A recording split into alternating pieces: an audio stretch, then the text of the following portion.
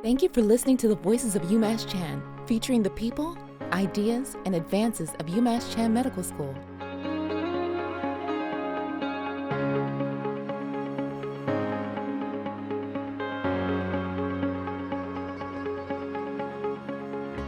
Welcome to Season 7 of the Voices of UMass Chan. As always, we kick off our seasons and the academic year by inviting the Chancellor of UMass Chan, Michael F. Collins, for a conversation. Chancellor, welcome. Thanks for making time. Always good to do this. I can't believe this is the 7th year. 7th year, I know, it's unbelievable. And just more recently, so much has happened since we sat down 1 year ago for this conversation. Most recently, just a couple of weeks ago, UMass Chan welcomed its biggest classes ever in each of our 3 graduate schools. Very much on a growth path, and I thought maybe we could start by talking about that and why that's important. Well, I think the reality is that the healthcare workforce of tomorrow gets educated today, and we know that there are going to be some pretty significant retirements in the next few years in each one of the major categories of nursing and physician workforce and scientists. And we have been on a path now for a number of years to try to educate more professionals who could, in fulfilling our mission, be more present to patients and be more available to the scientific workforce. So in medicine, when we came to the medical school 18 years ago, there were 100 medical students, and there was more or less, I think it's a gentleman's agreement, because it was all men at the time, a gentleman's agreement with the other 3 medical schools in Massachusetts that the class size would always stay around 100. Around 100. And it just wasn't something that needed to happen, and we've been able to increase that now. And this year we welcomed 235 learners. You know, there isn't a year that's gone by in the medical school where I don't get a letter from either an applicant or a parent who says, my son or daughter went to this outstanding college, had a great GPA, had a very high MCAT, and when I read those, I say, boy, you know, if we had more spaces, maybe we could take more students. So in nursing, same thing. We know that there are big challenges in the healthcare workforce in nursing, and our ability to invite a larger class helps us to fill some of the gaps, particularly in the central part of the Commonwealth where medical school is focused. And then in the scientific world, I think there's been a big shift over the number of years we've been here, where in the beginning, graduates of the Morningside Graduate School would have gone on with their PhDs into academic positions. Today, they actually become the workforce of all the scientific entities that we know exist in Kendall Square and in and around Worcester. So it's very important that we fulfill our responsibility to educate the workforce of tomorrow. We know the Commonwealth and the nation have large healthcare workforce needs, and in so great. Having larger class sizes, we're fulfilling some of those needs. And one of the components of that growth has been the creation, the establishment, and now the launch of the medical school's 2nd regional campus. That's in partnership with Beth Israel Lahey Health. It has a special focused curriculum for those medical students. Can you talk a little bit about that partnership and why a regional campus, particularly with Lahey, makes sense? Well, as we began to think about increasing class size, it's easy to add a row of seats to the Integrated Teaching and Learning Center. I suppose it's easy for me to say it's easy, but it's possible to do that. Yeah. What's not possible is to have babies to deliver and earaches to look at and appendices to take out, so we need additional clinical sites in order to do that. So in 2015, we went out to Bay State and created the first regional campus. And as we were thinking then about the next ramp up in the medical student class size, we knew we needed an additional site or 2, and Lahey went into a process to identify a clinical partner, an academic partner, and we were very fortunate. I think largely based on the success of the Bay State experience. I'm pretty sure that once the faculty at Lahey heard we were going to go to, that we were in the mix to be the academic affiliate, I'm sure there were a lot of phone calls out to Springfield to say, okay, hey, what's this like to be part of UMass Chan?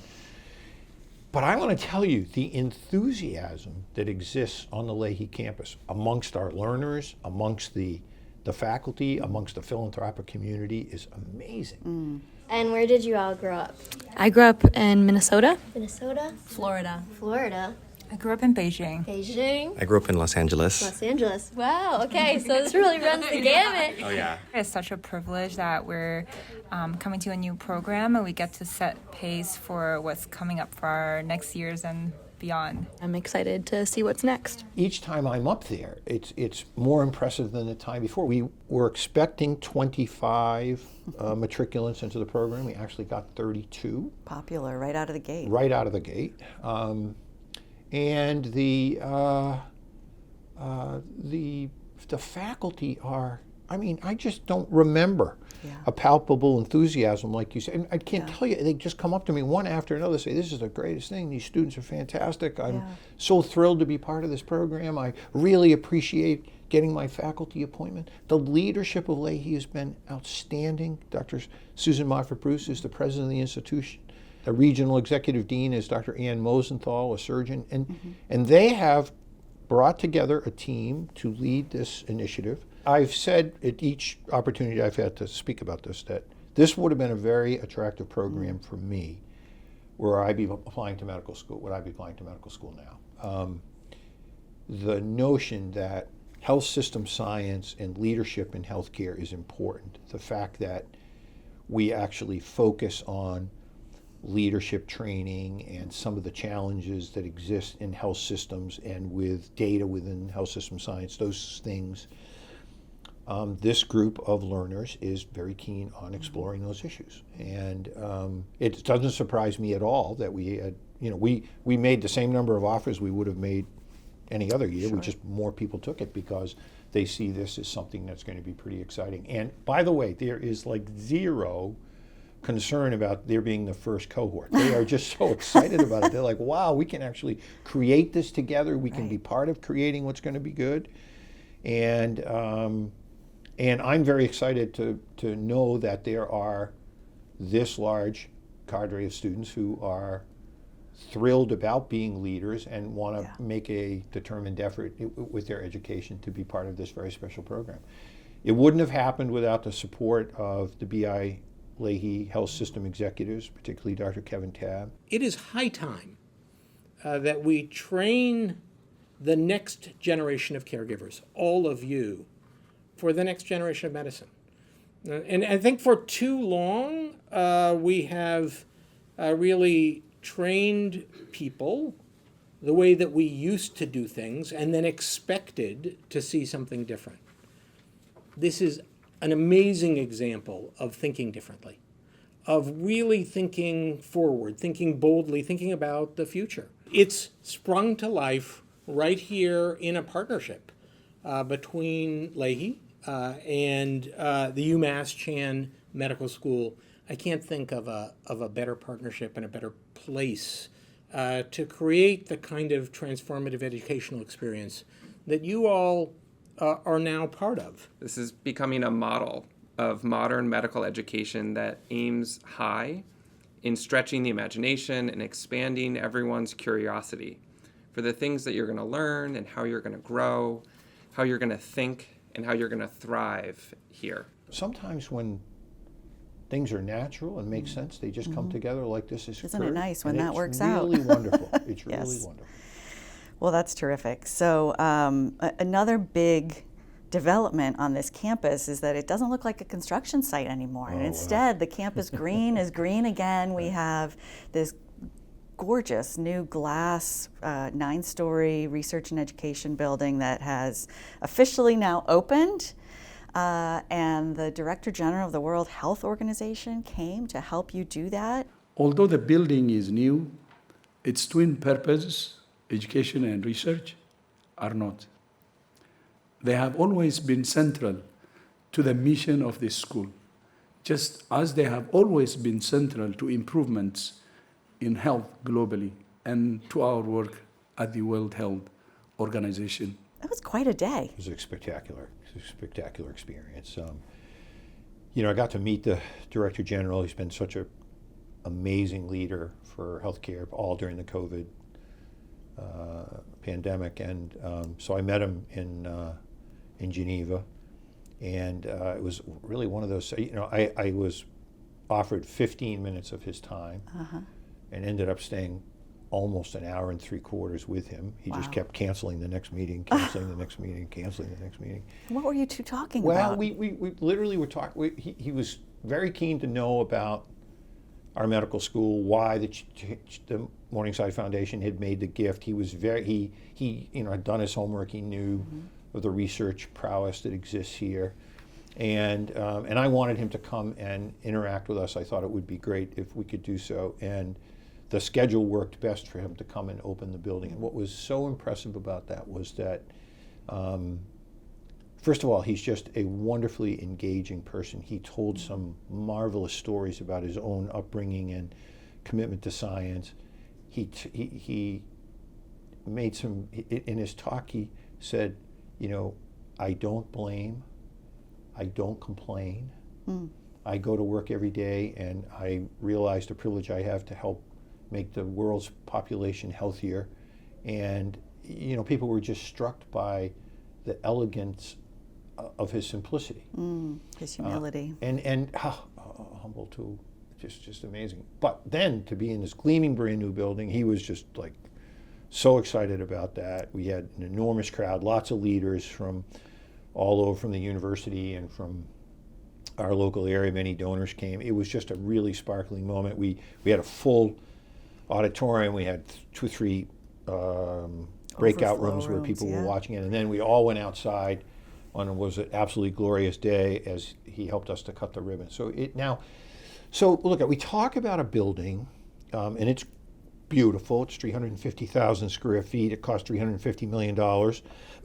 But what's going to be in that building are going to be 70 principal investigators, these incredible faculty minds who are going to come together and help with their science to change the course of history of disease. And if you think about that collaborative gene that exists here, and now create a new structure where our gene therapy folks, our molecular medicine department, and all academic neuroscientists, neurobiologists, neurology, neurosurgery, the Wellstone Center, put all those folks in the building, this brand new building, designed in a way that is really very special to promote collaboration. Extremely energy efficient. We've drilled a number of wells on the campus green to be sure that we have the most energy efficient use of power and energy resources. And now to see the scientists and the postdocs and the folks in the grad school populating the building, and when I get a chance to walk through, I listen, I just ask, well, what do you think? And they're just like, to a person, they're like, oh, we just love it. It's just marvelous. And you're quite right. It's right in the middle of the campus. It's just gleaming with its glass structure, and it more or less completes the campus green. Allows us to go from one building to another, all indoors. From all like throughout the one year. side of the campus to the other. So it's really, I think it's really going to be very special. And interestingly, if we hadn't built the building when we did, starting right away during the COVID time. I know when I went to the Board of Trustees to say we should do this, a few of them thought I should have my head examined. But if we were to build that building today, let's say we waited 4 years for whatever reason. Same exact building? The same exact building. If we were going to build that take those plans and build it today, it would cost more than twice what it cost us to build it. So we built the building for $350 million. If I told the folks, take the plan and build the same building right behind it, it would cost now about between $725 and $750 million, more than double. Unbelievable. So just think of the great value that we created for the university by having this beautiful brand new facility, allowing us to recruit really outstanding faculty to come to campus, and to have done it at a time when, and we learned lots of lessons about how to build buildings, and actually have had folks from around the country now call us up to say, hey, how did you do this and how did you do that? So it's really been, it was and as you say, it's the work that will be done in that building for the decades to come that will really be the true legacy and impact of it, for sure. And that's what's really so exciting. And that's actually something that Governor Maura Healey, Massachusetts Governor Maura Healey, pointed out. She was on campus just, I think, 6 days before the new building opened, delivering the commencement address. And what a day that was. She had quite a rousing address. UMass Chan is not like any other medical school. This place is really special. You've made a commitment to heal, to care, to relieve suffering and improve the lives of people and communities around you. Congratulations to the new physicians. Congratulations to our new scientists and researchers. Congratulations to all our newly minted nurse leaders. I am so proud of each and every one of you and so grateful. Yeah, another great day. I'm very impressed by the governor. I'm very impressed by her very positive attitude. She clearly had done her homework before she came to campus, and she gave our learners a really spectacular speech. I've invited each of the new governors over my 18 years here to come and give the commencement address, and hers was really outstanding. She said in every way she could, we need you. They're talking to our graduates. We need you. You're going to be so important for the Commonwealth and the world. She understands the importance of the medical school. She's thrilled that the medical school is so accomplished within the university system. She's very pro-UMass, which is wonderful to have in a governor. And she's just a really nice person. And she gave of herself and her time. She engaged with the students. She was just thrilled to be here, and I was very impressed. She and her administration also have been quite focused on higher education and on the life sciences. Yes, no question about it. They're in the process now of making another big commitment to the life sciences, another roughly $1 billion proposal that they've put in place over a number of years. I think we're very fortunate to have a governor who is so committed to public higher education, who now knows lots about the medical school and is very keen to see the success that we have going on here. And I can tell you the graduates and their parents were thrilled to have the opportunity to hear her that day. So it sounds like over the past few months, this has kind of capped off a really significant era and maybe begun a new one here. Like, what is on your horizon now? Well, I'm going to talk in the convocation speech about the future. I think it's time for us to think about what comes next. Our current strategic plan is titled Impact 2025, and so a number of people said, what comes next? So I think there's a number of questions that we need to answer, and we'll spend a good portion of 2025 thinking about that so that we're ready to go in 2026. I will tell you that the title of my talk is We're Not Done Yet. Not done yet. We're not done yet. So I think there's much more to do, and I'm going to encourage our learners, our faculty, and our staff to come together, to work together, to plan a most ambitious future for the institution. I think that the Commonwealth and the globe, the world really deserve that, and it's an extremely special place, an extremely special time. I'll be presenting 4 medals for excellence in teaching and research and clinical service and service to the institution. That's always a really exciting time. And we're investing a number of new endowed chairs. So it's again a very exciting time as we begin the academic year. The white coat ceremony, the pinning ceremony for our nursing students, the white coat ceremony for the nursing folks who are in the DNP program, the recognition ceremony for our graduate students. It's just a wonderful week of activities every year as we get the academic year going. Just a very, very, very exciting time, and very pleasing to see so many young, idealistic learners who have come to make our and have entrusted their education to the stewardship of our faculty. And your speech is titled We're Not Done Yet, and this will be your what number convocation? This will be my 18th. 18 years. Yeah. That's extraordinary. Yeah, 18 years, pretty sure I'm the longest serving chancellor in the history of the university, and it's only because we have a fantastic place where people really come together and work hard together.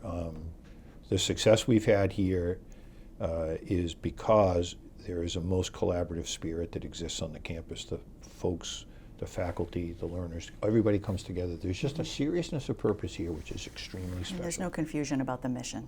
I think that I don't think there is any confusion about the mission. Yeah. It's very clear what it is we're about. And we take education and research, clinical care and community service extremely seriously. And I think just about every one of us recognize the privilege it is to get to come and be here every single day. Let's end on that note. Chancellor Collins, thank you once again for making time. It's always a privilege to be with you. If you like the Voices of UMass Chan podcast, subscribe so you don't miss an episode, or email us with an idea at umasschanCommunications@umassmed.edu. I'm Jennifer Berryman from UMass Chan's Office of Communications. Thank you for listening.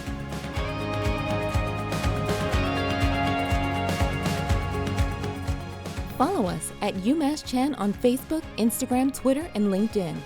On YouTube, find us at UMass Chan Medical School.